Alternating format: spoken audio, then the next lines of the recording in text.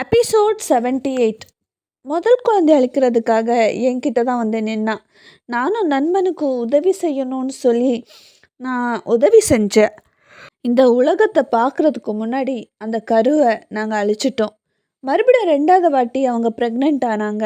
மறுபடியும் அந்த குழந்தைய அழிக்கிறதுக்கு நாங்கள் தான் உதவி பண்ணோம். 3வது வாட்டியும் அவங்க ப்ரெக்னென்ட் ஆனாங்க. அவங்களுக்கு ட்வின் பிறக்க போகுது அப்படின்னு தெரிஞ்சுக்கிட்டா. அந்த குழந்தைங்கள பெத்தெடுக்க விடாமல் அதுங்களை கொல்லணும் அப்படிங்கிற மைண்ட் செட் அவனுக்கு இருந்தது. அப்போ கூட என்னால் அவனுக்கு உதவி பண்ண முடியல. ஏன்னா 3வது வாட்டி எனக்கு குற்ற உணர்வு வந்துச்சு. அதனால் நான் அவனுக்கு உதவி பண்ணலை. அதனாலே என்னமோ காயத்ரியை பயங்கரமாக அடித்து உதச்சிட்டாங்க. அந்த பிஞ்சு குழந்தைய இந்த உலகத்தை பார்க்குறதுக்கு முன்னாடி அனுப்பணும் அப்படிங்கிறத அவன் நினச்சான். 5 வயசு வரைக்கும் எப்படியோ அவங்க ரொம்ப கஷ்டப்பட்டு அந்த குழந்தைய வளர்த்தாங்க. ஆனாலும் அவன் விடலை. பயங்கரமாக அடிக்க ஆரம்பித்தாங்க.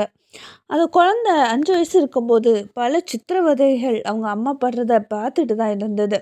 ஒரு கட்டத்தில் அவன் அவங்கள அடித்தே கொன்னுட்டான். அதுக்கப்புறமா லக்ஷ்மி தான் குழந்தைய எடுத்து வளர்த்தாங்க. காயத்ரிக்கு நடந்தது எல்லாமே சொல்லி பிரசாந்தை பழி வாங்கணும்னு அவங்க நினச்சாங்க. சொல்லப்போனால் அவங்க பக்கத்தில் தான் இருந்தாங்க. அவன் கண்ணுக்கு தெரியாமலே இருந்துட்டாங்க. இத்தனை வருஷம் கழித்து அவங்க இந்த ஊருக்கு வந்ததுக்கு காரணமே பிரசாந்தை பழி வாங்கணுங்கிற ஒரே நோக்கம்தான். ஆனால் இப்போ அவங்க இந்த உலகத்தில் இல்லை. எனக்கு தெரிஞ்சு இந்த வேலை எல்லாமே பிரசாந்த் தான் பண்ணியிருப்பான்னு எனக்கு தோணுது. இது எல்லாத்துக்கும் காரணம் நான் தான். என்னால் முடியலை காவேரி, என்னை மன்னிச்சிடு அப்படின்னு சொல்லி விங்கி விங்கி அழ ஆரம்பிச்சிட்டாரு. கணவர் அழுவதை பார்க்க முடியாத காவேரி, நான் உங்களை மன்னிச்சிட்டேன். ஆனால் இது அப்படியே விட்டுற முடியாது. நம்ம லக்ஷ்மிக்கு நீதி வாங்கி தரணும். அதுக்காக நம்மளால் என்ன பண்ண முடியுமோ அந்த வேலையை நம்ம செய்யணும் அப்படின்னு சொல்லவும் அவர், நான் உனக்கு சத்தியம் பண்ணி தரேன் காவேரி, கண்டிப்பாக நான் பண்ணுவேன் அப்படின்னு சொன்னார். இது எல்லாத்தையுமே கௌரி வெளியில் நின்று கேட்டுக்கிட்டு தான் இருந்தா.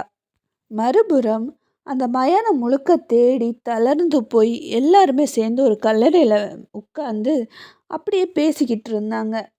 நிலாவை எப்படி கண்டுபிடிக்கிறது? ஒருவேளை இந்த மயானத்தில் ஒளிச்சு வைக்காம சும்மா பாசாங்கு பண்ணியிருக்கலாம், நம்மளை ஏமாத்திருக்கலாம்ல அப்படின்னு ஒருத்தருக்கு ஒருத்தர் மாறி மாறி பேச ஆரம்பித்தாங்க.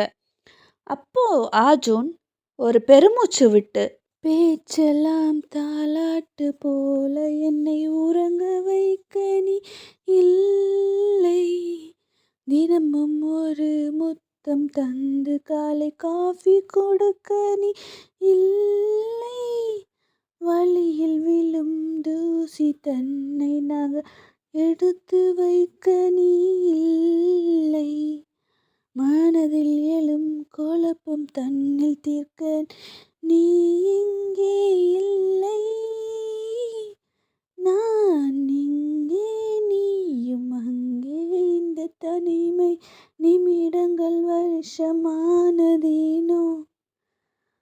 வானங்கே நீளம் இங்கே, இந்த உமாவுக்கு இருக்க விளக்கமானதேனோ.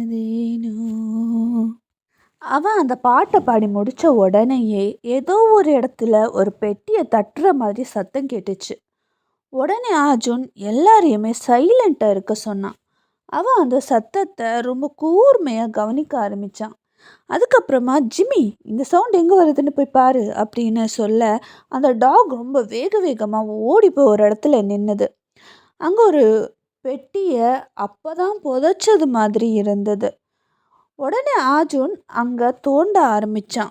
அவன் ஃப்ரெண்ட்ஸும் எல்லாருமே சேர்ந்து அவனுக்கு ஹெல்ப் பண்ண ஆரம்பித்தாங்க. அந்த நேரம் யுவராஜும் அங்கே வர இந்த காட்சியை பார்த்து அவன் அவங்களுக்கு உதவி செய்ய ஆரம்பித்தான். அந்த இடத்த தோண்டிக்கிட்டே இருந்தாங்க. அப்போ அவங்களுக்கு ஒரு மரண பெட்டி கிடச்சிது. அதை அப்படியே திறக்க முயற்சி பண்ணாங்க. ஆனால் அவங்களால முடியலை. ஏன்னா அது ரொம்பவே ஸ்ட்ராங்காக இருந்தது. அதுக்கப்புறமா யுவராஜ் ஆஜூனுக்கு ஹெல்ப் பண்ண ஆரம்பித்தான். அப்புறம் பொறுமையாக அந்த பெட்டியை உடச்சி திறந்தாங்க.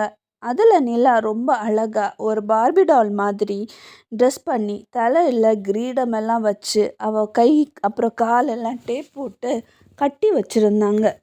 பாவம், அவளால் அசையக்கூட முடியலை. அவளை வெளியில் எடுத்த உடனேயே அவள் மெதுவாக கண்ணை திறந்து பார்த்தா.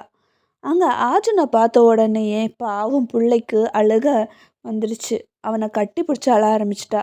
அந்த நேரம் யுவராஜ் சிவாவை காரில் கொஞ்சம் ஸ்நாக்ஸ் தண்ணி எல்லாம் இருக்குது இப்போ எடுத்துகிட்டு வான்னு சொன்னான். அதுக்கப்புறம் சிவாவும் கொஞ்ச நேரத்தில் காரில் போய் தண்ணி ஸ்நாக்ஸ் எல்லாத்தையும் எடுத்துகிட்டு வந்து அதை நிலா கிட்ட கொடுத்தான்.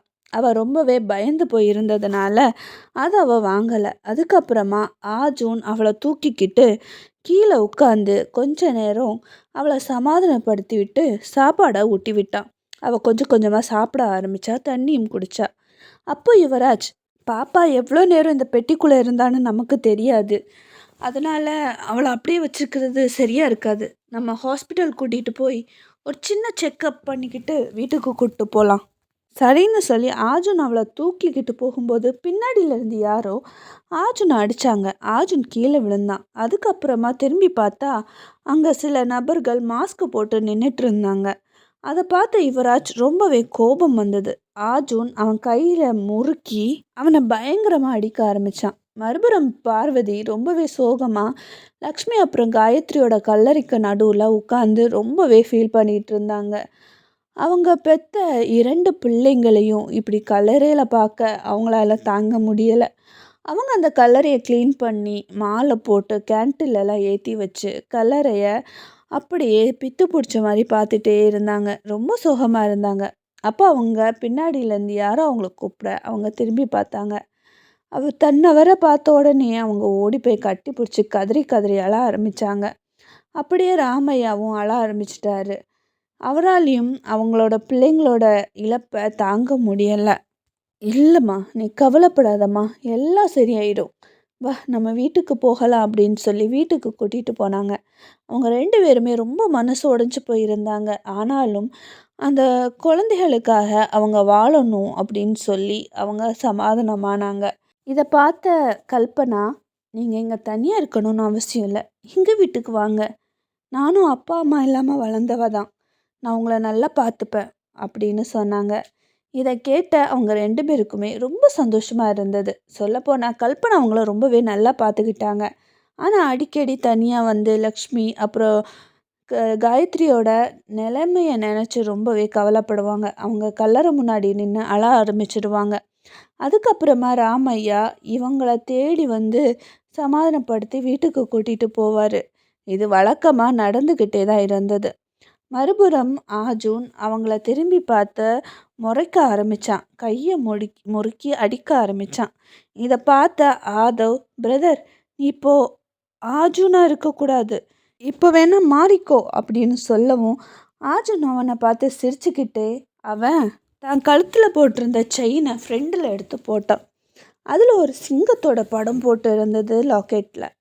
அவன் கழுத்தில் இருக்க அந்த படத்தை பார்த்தா அஞ்சான் படத்தில் வர சூர்யா எப்படி வாயில் டூப்பிக்கெல்லாம் வச்சுட்டு வருவாரோ அந்த மாதிரியே அவனும் டூப்பிக்கை திருப்பி எடுத்தான். அதுக்கப்புறமா ரவுடிகள் எல்லாருமே மிரண்டு போய் அவனை பார்த்துக்கிட்டே இருந்தாங்க. ஆதவா, நீயா, நீனும் உயிரோட தான் இருக்கியா அப்படின்னு எல்லாருமே ஷாக் ஆகி மிரண்டு போய் கேட்டாங்க. அதுக்கு ஆர்ஜுன் ஒருத்தனை பயங்கரமாக அடிச்சிட்டு ஆமாண்டா அப்படின்னு சொல்லி ரொம்ப வெறித்தனமாக அவன் பின்னாடியிலேருந்து ஒரு திரிசூலத்தை கையில் எடுத்தான். உறவு மலரும்.